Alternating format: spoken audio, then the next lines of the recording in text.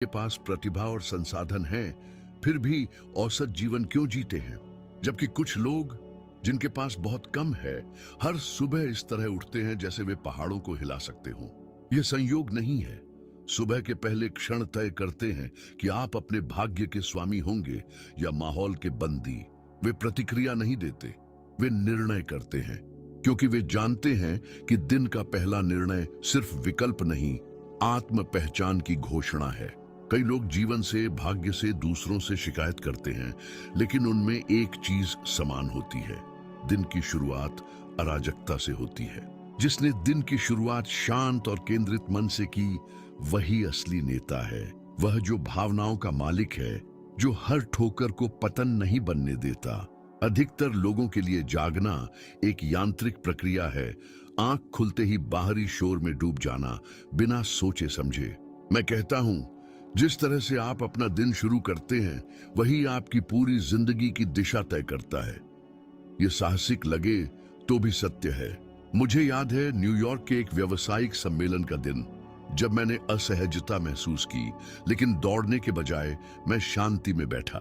जब मैं ग्रामीण गरीबी में एक झोपड़ी में रहता था, तब मैंने जाना कि जागने के कुछ क्षण या तो सबसे खतरनाक होते हैं या सबसे शक्तिशाली। वे सिर्फ प्रतिक्रिया करते हैं, और जो सिर्फ प्रतिक्रिया करता है वह नाव की तरह होता है जिसके पास पतवार नहीं होती। पहली सांस से ही वे दिन का नियंत्रण दुनिया को सौंप देते हैं, समाचारों को, अफवाहों को, दूसरों की अपेक्षाओं को। लेकिन एक छोटी सी, मौन और विशिष्ट जमात है जो जानती है कि उठने का क्षण अदृश्य पर निर्णायक शक्ति रखता है। क्योंकि जब मन सबसे अधिक संवेदनशील होता है, वही क्षण होता है जब वह डर या दिशा को ग्रहण करता है जो आप उसे देते हैं। यही मैंने तय किया, जब तक मैं अपने विचारों को दिशा न दूं, तब तक मैं दिन शुरू नहीं करूंगा। यही मेरा जीवन बदलने वाला अभ्यास था। क्या आपने खुद को कभी ऐसा महसूस किया है? एक नकारात्मक वाक्य ने पूरे दिन की ऊर्जा छीन ली हो, या बिना दिशा के दिन शुरू हुआ हो? यदि आप अपना जीवन बदलना चाहते हैं, तो जागने के क्षण को अपने नियंत्रण में लें।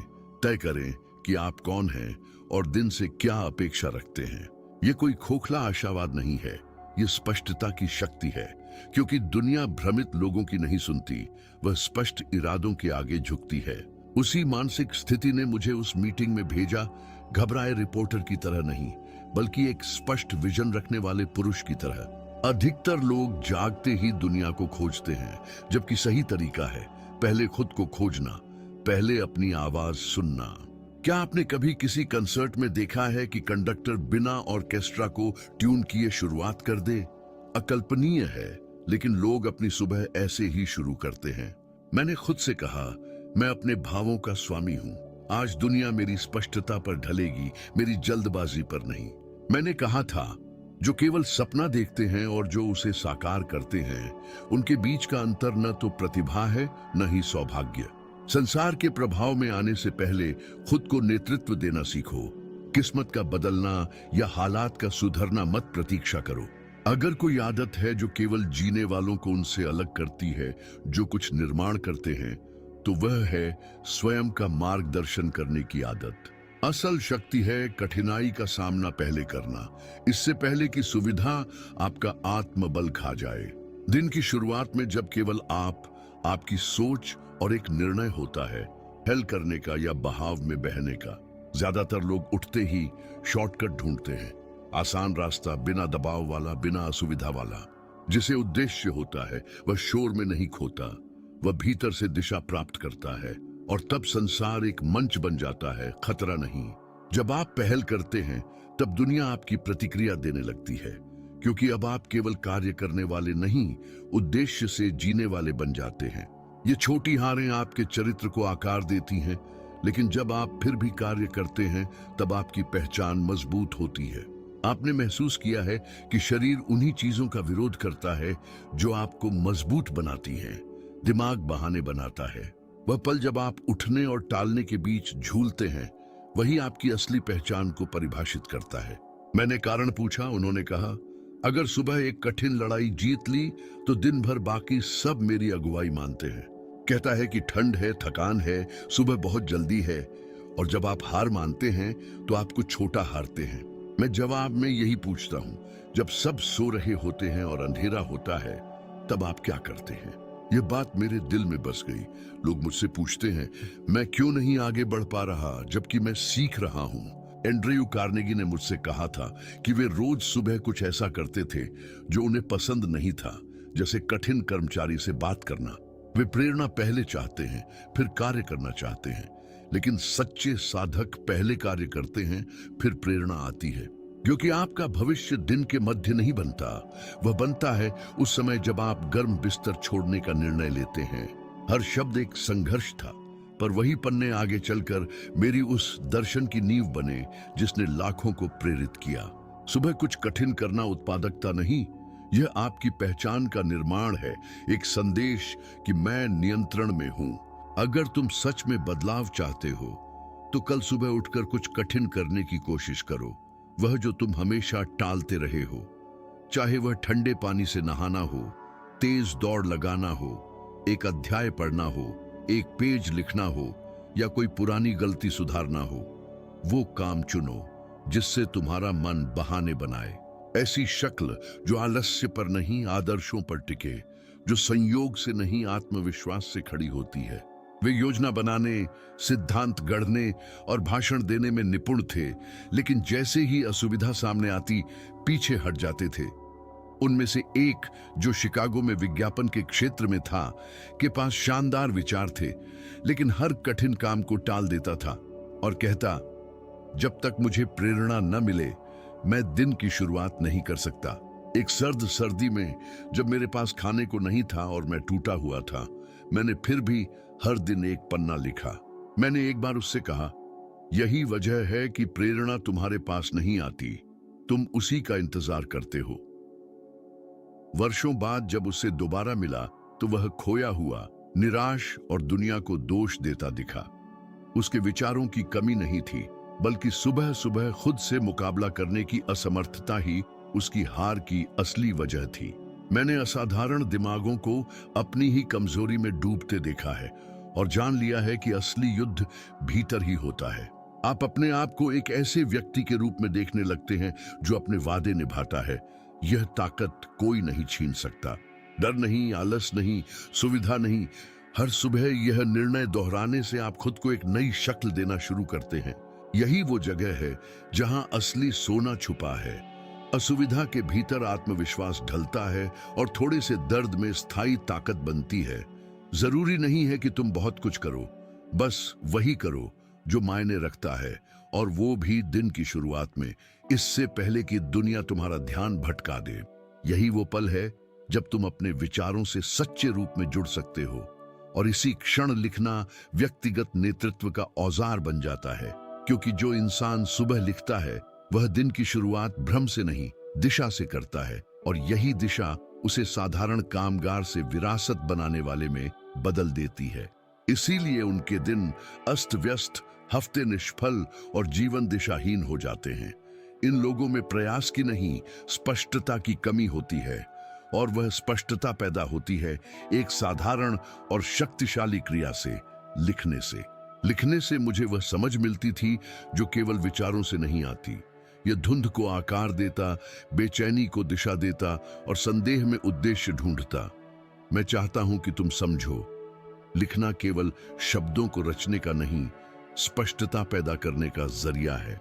ज्यादातर लोग सुबह उठते ही इस क्षेत्र को चिंता, शोर और जिम्मेदारियों से भर देते हैं, पर वे यह भूल जाते हैं कि असली जरूरी बातों को बोना चाहिए।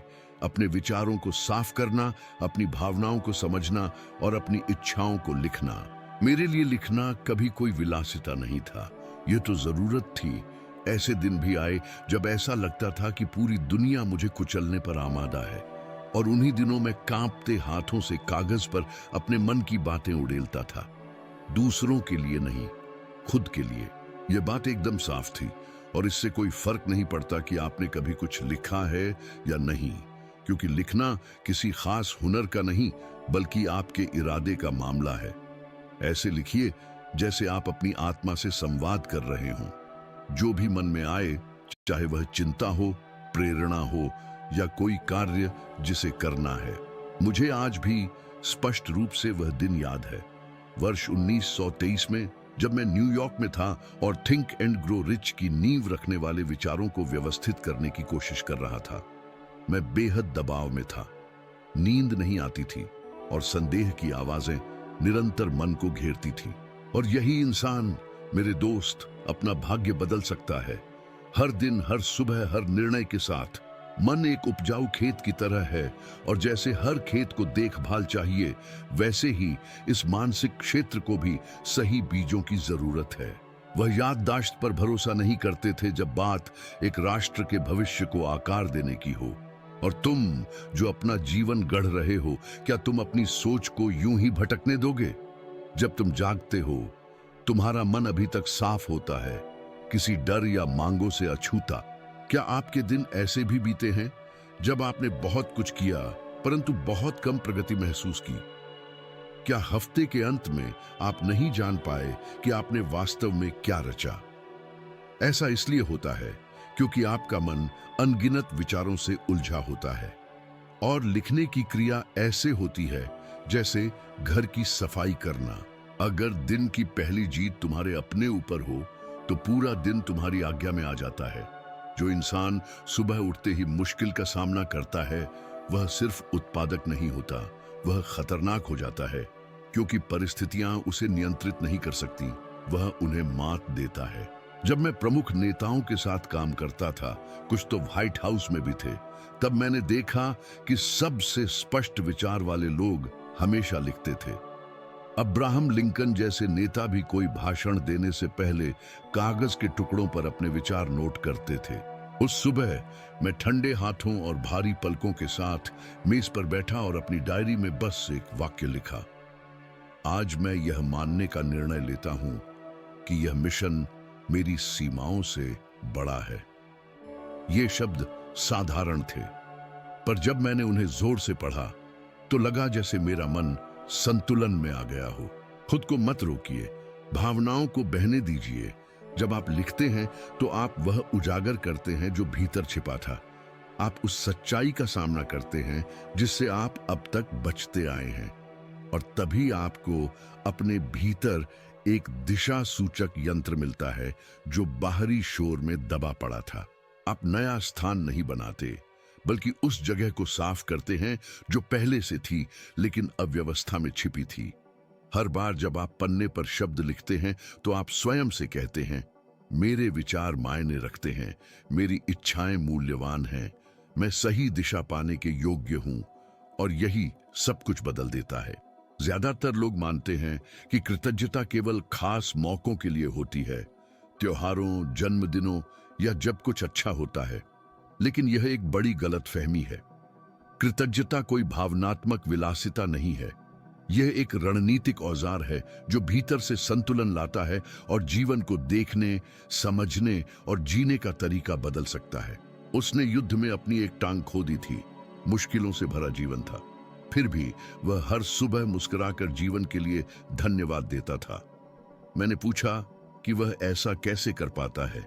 उसने कहा, जीवित जागना ही मुझे उन हजारों लोगों से आगे रख देता है जिन्हें यह अवसर नहीं मिला। हर दिन एक उपहार है और हर उपहार को मान्यता मिलनी चाहिए। और सबसे महत्वपूर्ण बात, इसे हर सुबह अभ्यास में लाना चाहिए, जैसे कोई मांसपेशी जो तय करती है कि आप दिन भर कैसी मुद्रा अपनाएंगे। गलती वही होती है जब हम बड़े कारणों की प्रतीक्षा करते हैं।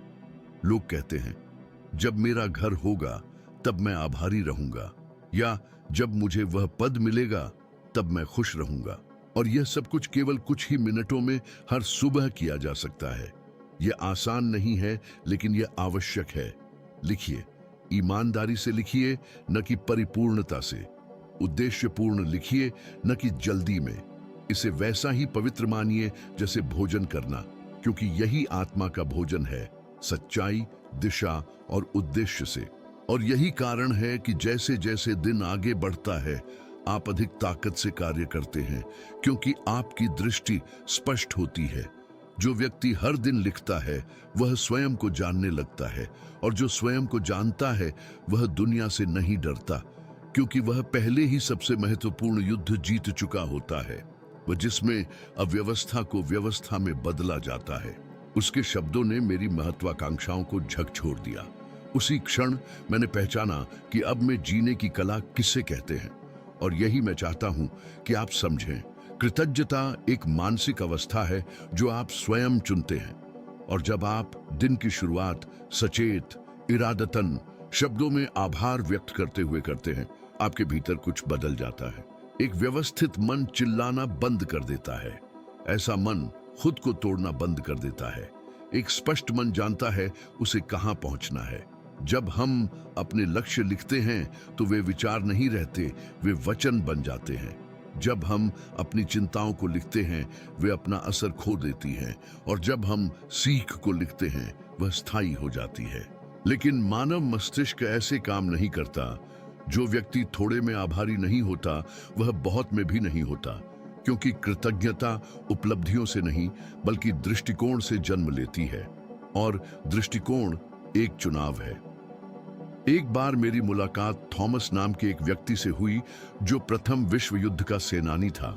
कल से शुरू कीजिए, एक पन्ना, एक अनुच्छेद, एक पंक्ति लिखिए, क्योंकि जो शब्द आप पृष्ठ पर छोड़ते हैं वे उस असाधारण जीवन की नींव बन सकते हैं जो अभी जन्म लेने वाला है।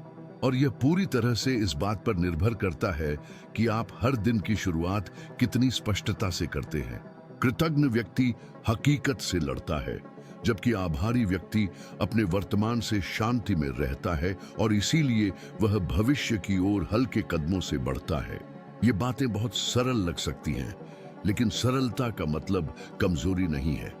अक्सर सबसे शक्तिशाली वही होता है जो रोज दोहराया जा सके और आपकी पहचान का हिस्सा बन जाए। हमेशा किसी चीज की तलाश में जो उनके पास नहीं है, हमेशा दूसरों की उपलब्धियों से जलते हुए, और यही मन को अंदर से घुन की तरह खा जाता है। लेकिन जब भी मैंने अपने भीतर की बची हुई चीजों से जुड़ाव महसूस किया, मेरी आस्था, सोचने की क्षमता, मेरे विश्वास की अखंडता, तभी भीतर से एक नई ताकत फूटी। एक बार फिर प्रयास करने की ताकत, एक और पृष्ठ लिखने की ताकत, सिर उठाकर बिस्तर से उठने की ताकत। क्या आपने गौर किया है कि जो लोग कृतज्ञ होते हैं वे हमेशा थके हुए से दिखते हैं? लेकिन जरा सोचिए, अगर आप सुबह उठते ही कहते, मैं आज के नए आरंभ का आभारी हूं, मैं अपनी सांसों के लिए आभारी हूं, मैं फिर से सुधारने, बढ़ने और रचने के इस अवसर के लिए आभारी हूं। आपका ध्यान अब उस पर नहीं होता जो नहीं है, बल्कि उस पर होता है जो पहले से है, और इसी पर विश्वास खड़ा होता है। सबसे मजबूत निर्माण वही होता है जहां अंदर से पहले से कुछ भरा हो।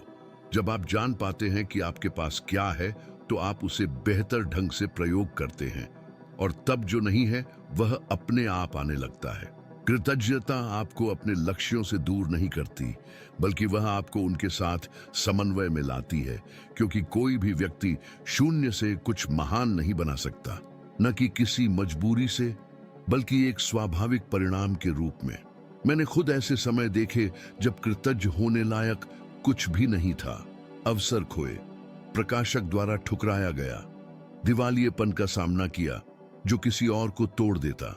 भावनात्मक स्थिरता और साहस जैसी विशेषताएं इसी से जन्म लेती है, क्योंकि जब इंसान भीतर से संपूर्ण महसूस करता है तो वह आत्मविश्वास से कार्य करता है, और यही आत्मविश्वास उसे बेहतर परिणामों की ओर ले जाता है। सोचिए, आपने कितनी बार सुबह उठते ही उन चीजों के बारे में सोचा है जो आपके पास नहीं है, जो अधूरी हैं या जिन्हें ठीक करना है। यह विचार आपकी ऊर्जा को पहली ही सांस से लूट लेते हैं। इस अभ्यास में जटिलता नहीं है, लेकिन यह आसान भी नहीं है। यह निरंतरता की मांग करता है। इसलिए मैं आपको सलाह देता हूं कि इसे अपनी सुबह की एक आदत बना लें। जैसे ही आप जागें, किसी से बात करने से पहले जोर से 3 बातें बोलिए जिनके लिए आप आभारी हैं। चाहें तो उन्हें लिखिए। ये कोई बड़ी चीजें नहीं होनी चाहिए, गरम चाय, सिर पर छत, सुबह की खामोशी, लेकिन उन्हें पूरी ईमानदारी से कहें, और रोज कहें बिना रुके, क्योंकि ये छोटा सा कार्य बार बार दोहराने पर आपके सोचने के तरीके की रसायन शास्त्र को बदल देता है। और जब आपके विचार बदलते हैं तो आपके निर्णय बदलते हैं, और जब आपके निर्णय बदलते हैं तो आपका जीवन बदलता है। परफेक्ट जीवन की प्रतीक्षा मत कीजिए, पहले आभारी बनिए और देखिए जीवन कैसे आपकी तरंगों के साथ कदम मिलाने लगता है